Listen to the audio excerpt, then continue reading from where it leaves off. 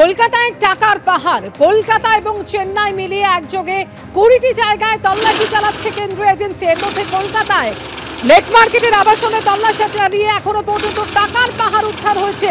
3 কোটি টাকার হদিশ মিলেছে বলে জানা গিয়েছে।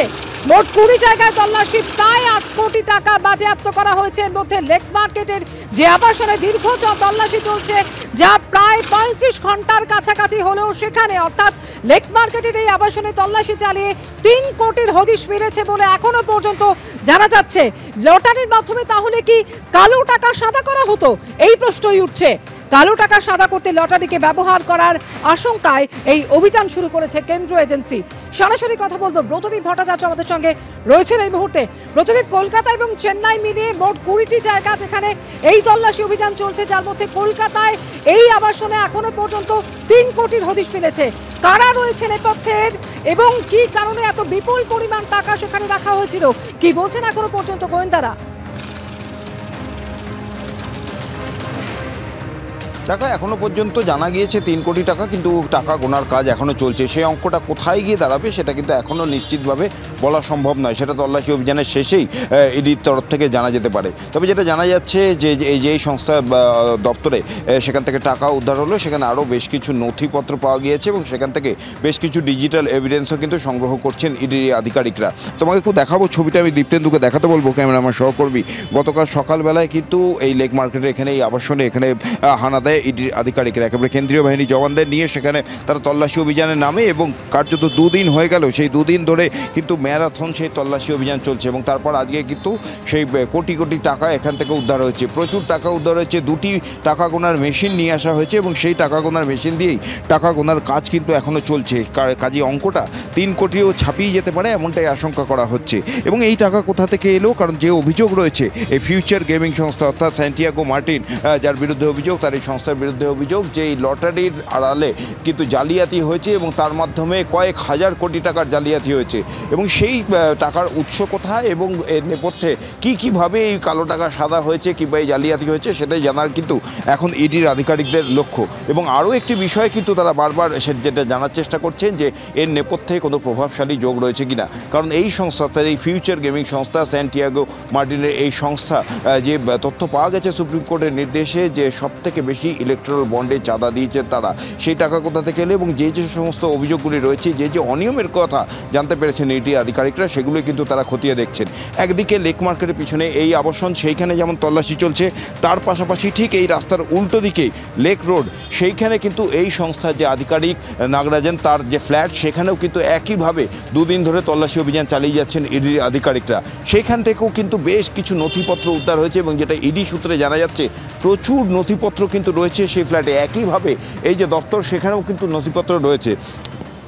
এই মুহূর্তে তারা সমস্ত নথিপত্র খতিয়ে দেখার কাজ করছেন। ইডির যে সমস্ত আধিকারিকরা এসেছেন তারা বিভিন্ন দলে ভাগ হয়ে গিয়েছেন। একটি দল যেমন এই লেক মার্কেটের পিছনে এই আবাসনে যেখানে অফিস এই সংস্থার, সেই আবাসনে তল্লাশি চালাচ্ছেন, টাকা গোনার কাজ একদিকে হচ্ছে, আর অন্যদিকে আরেকটি দল তারা কিন্তু এই সমস্ত যে নথিপত্রগুলো ডিজিটাল এভিডেন্স সেগুলো খতিয়ে দেখার কাজ করছেন। মূলত যেটা তারা জানার চেষ্টা করছেন যে কোথায় কোথায় এই সংস্থার ট্রানজাকশন হয়েছে, কারণ এই সমস্ত তথ্য রয়েছে ইডি আধিকারিকদের কাছে এবং অভিযোগ রয়েছে যে এই লটারি ব্যবসার আড়ালে কিন্তু কালো টাকা সাদা করার একটা কারবার চলতো এবং তার তথ্য তল্লাশি কিন্তু মূলত ইডি আধিকারিকরা এই সংস্থার বিভিন্ন অফিসে, শুধু কলকাতা নয় দেশ জুড়েই কিন্তু এই তল্লাশি অভিযান চলছে। এখন এই তল্লাশি অভিযানের শেষে এই যে অফিস, সেখান থেকে আর কত টাকা উদ্ধার হয়, অর্থাৎ যে টাকা এখান থেকে যে টাকার পাহাড় ইডি আধিকারিকরা পেয়েছেন এবং এই মুহূর্তে সেই গণনা কাজ চলছে, সেই গণনা কোথায় গিয়ে থামে, টাকার অঙ্ক কত হয় সেটা যেমন দেখার, তার পাশাপাশি এটাও দেখা যে এই সংস্থার আধিকারিকের যে ফ্ল্যাট, সেইখানে যে তল্লাশি অভিযান চলছে সেখান থেকে নতুন করে কোনো টাকা উদ্ধার হচ্ছে কিনা এবং যে সমস্ত নথিপত্রগুলো ইডি আধিকারিকরা এই অফিস এবং ফ্ল্যাট থেকে বাজেয়াপ্ত করছেন বা সংগ্রহ করছেন, সেইখান থেকে তারা এই যে লটারির জালিয়াতি সেখান থেকে কোনো তথ্য পাচ্ছেন কিনা। কারণ সেই সমস্ত নথি থেকে কিন্তু এই টাকার অঙ্কটা ঠিক কোথায় গিয়ে পৌঁছয়, তার কারণে এখনো পর্যন্ত 3 কোটি টাকা সেই ফ্ল্যাট থেকে উদ্ধার হয়েছে বলে জানা যাচ্ছে। ডিজিটাল এভিডেন্স বাজেয়াপ্ত করা হয়েছে এবং সেই সমস্ত কিছু খতিয়ে দেখার কাজ চলছে।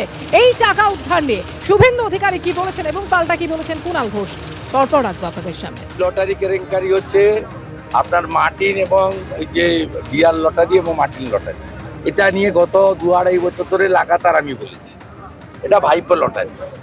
তৃণমূল কংগ্রেসের ইলেকটোরাল বন্ডে ফান্ডে 600 কোটি টাকা দিয়েছে, রাজ্য সরকারকে 4,500 কোটি টাকা ট্যাক্স দিয়েছে। এই লটারি লেগেছে অনুব্রত মণ্ডলের, তার মেয়ে সুকন্যা মণ্ডলের, নলহাটির টিএমসির এমএলএ রাজেন্দ্র সিংয়ের ভাই পাপ্পু সিংয়ের, আর আমাদের কলকাতার জোড়াসাঁকোর এমএলএ বিবেক গুপ্তা ওনার স্ত্রীর। তৃণমূলের নেতা নেত্রীদের টিকিট লাগে, সাধারণ লোকের টিকিট লাগে না, এবং সোল্ড টিকিটে কোনো প্রাইজ হয় না, আনসোল্ড টিকিটে প্রাইজ লাগে। দক্ষিণ ভারতের ডিএমকে আর এখানকার টিএমসি এই দুজনের ব্যবসা। অর্থাৎ সঠিক জায়গায় ঘা দিয়েছে। প্রমাণ হয়ে যাবে রাজ্যের বিরোধী দলনেতা যে লাগাতার 2 বছর ধরে অভিযোগ করে এসছে, সেটা সত্য প্রমাণ হয়ে গেছে। আমরা সাধারণ মানুষ, আমরা তো লটারির দোকানে কারোর লটারি যদি কেউ টিকিট কাটার ইচ্ছা হয় সে একটা টিকিট কাটলো, কিন্তু যারা এই ব্যাপারে বিশেষজ্ঞ, যে বিরোধী দলনেতা, যে তার পেছনে কোথায় কত টাকা কালো টাকা থাকে, সেটা কোন রাজ্যের কোথায় এই ডিল হয়, এগুলো তো জানার জন্য এই বিষয়ে বিশেষজ্ঞ হতে হয়। যে কালো টাকা, গোপনে টাকা ঘোরানো, অন্য রাজ্যে কোথায় কোথায় ডিল হয়, তো এ ব্যাপারে যারা বিশেষজ্ঞ তাদের কাছেই তথ্য থাকবে। তো বিরোধী দলনেতা যখন দাবি করছেন তিনি বিশেষজ্ঞ, তার কাছে এই সমস্ত কালো টাকা, টাকা ঘোরানো, অন্য রাজ্যে এই সব বিস্তারিত আছে, তাহলে এইভাবে বাইরে কথা না বলে তো তিনি অফিসিয়ালি তিনি গিয়ে একটা লিখিত স্টেটমেন্ট দিন না, তিনি এজেন্সির কাছে যান, এজেন্সিকে গিয়ে বলুন এ ব্যাপারে আমার অগাধ জ্ঞান এবং তথ্য ভাণ্ডার, আমি এটা উইটনেস হিসেবে আসতে চাই এবং আমি লিখিত স্টেটমেন্ট, আমার স্টেটমেন্ট রেকর্ড করুন, মিটে যায়। তো অকারণ এইসব হাওয়ায় হাওয়ায় গল্প ছেড়ে বাজার গরম করে কোনো লাভ আছে? লেক মার্কেটের আবাসনে ইডির ম্যারাথন তল্লাশি, যে তল্লাশিতে 3 কোটি টাকা উদ্ধার হয়েছে এখনো পর্যন্ত। মোহাম্মদ সেলিম কি বলছেন শোনাবো। টাকার কোনো রং নেই, কালো বা সাদা। কিন্তু আমাদের প্রধানমন্ত্রী বলেছেন নোটবন্দি করার পরে ক্যাশলেস সোসাইটি, তারপরে পার্লামেন্টে দাঁড়িয়ে বলেছেন ভ্রষ্টাচার সমাপ্ত। তাহলে আপনার এই প্রশ্নের মধ্যে প্রথম কথা হচ্ছে প্রধানমন্ত্রী মিথ্যেবাদী, ভ্রষ্টাচার সমাপ্ত হয়নি, বরঞ্চ ভ্রষ্টাচারীদের আড়াল করছেন। দ্বিতীয়বার মিথ্যে বলেছেন কালো টাকা নেই, তৃতীয় বলেছেন ক্যাশলেস।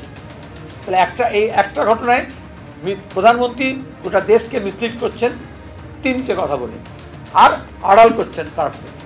আর আমি আপনাদের প্রেস কনফারেন্সে আগে বলেছিলাম, যেখানে দেখিবে ছাই উড়াইয়া দেখিও তাই, পাইলেও পাইতে পারো অমূল্য রতন। এখানে তৃণমূল বা বিজেপির যোগ দেখবেন, কারণ এই টাকাগুলো ব্যবসায়ী বলবে কোনো একটা রাজনীতিবিদের আছে, রাজনীতি বলবে কোনো একটা ব্যবসায়ীকে দিয়েছে। দেশি বিদেশি এই ধরনের বিভিন্ন জায়গায় এই ধরনের টাকা ইলগটেন মানি খাটছে।